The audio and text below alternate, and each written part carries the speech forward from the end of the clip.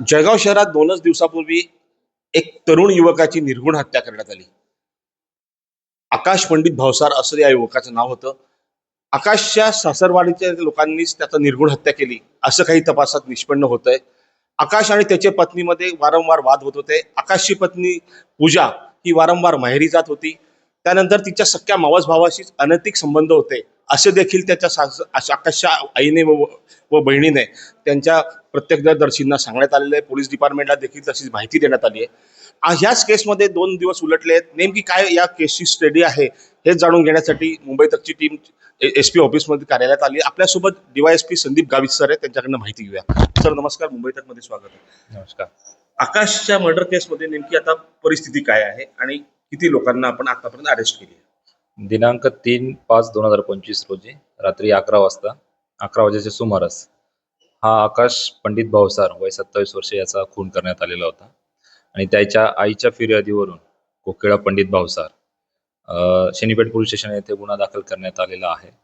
त्या गुन्ह्यामध्ये एकूण सुरुवातीला त्यांनी 2 आरोपी नावानिशी दिले होते.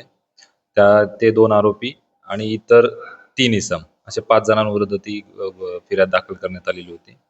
सदर गुन्ह्याचा तपास API मनसुरे करत आहेत. त्या गुन्ह्याच्या तपासामध्ये दिनांक 4 तारखेला अजय मंगेश मोरे, चेतन रवींद्र सोनार व इतर 2 मायनर मुले विधी संघर्षग्रस्त बालके यांना अटक करण्यात आली. बाकीचे जे विधी संघर्षग्रस्त त्यांना ताब्यात घेऊन रिमांड होमला पाठवण्यात आलं. त्यानंतर त्यातला 5वा आरोपी हा 5 तारखेला कुणाल उर्फ सोनू गोपाल चौधरी याला अटक करण्यात आली. असे 3 आरोपी जे आहेत मेजर त्यांना कोर्टामध्ये हजर केलं होतं आणि त्यांना 13/5 पर्यंत PCR देण्यात आलेला आहे. सध्या गुन्ह्याचा तपास सुरू आहे. याच्यामध्ये अजून कोणाचा सहभाग आहे का त्याचा देखील तपास केला जातोय.